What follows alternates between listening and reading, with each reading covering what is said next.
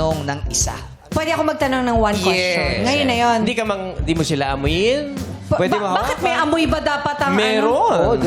Oo, pwede mo hawakan ng kamay. Gusto mo.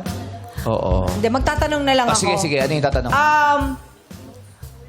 Paano ka nagpapakilala pagka meron kang kliyente? Inuumpisaan ko po sa salitang, "Hello, ma'am. Insured ka na po ba?" Akala ko.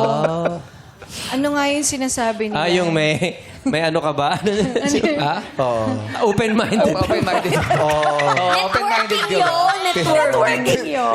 Hindi yun. Tinatanong, insured ka na ba? Insured na! Ang bilis, di ba?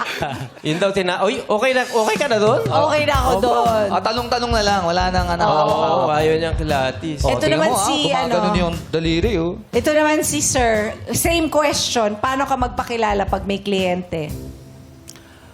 Sinasabi ko po, "Hello ma'am or sir, gusto mo pa ng mas secured na future para sa iyo at sa pamilya mo kahit wala ka na?"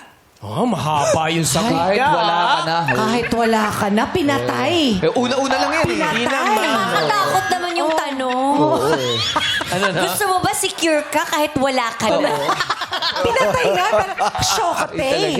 Shoko. Itong pangatlo. O si Miss, same question. Paano ka nagpapakilala sa iyong At saka kliyente? tinitingnan ka niya, Oo, tinitingnan niya ako. Sinisimulan ko po sa pagpapakilala ng, "Hello, ma'am. Meron ka na po bang assurance?" Assurance?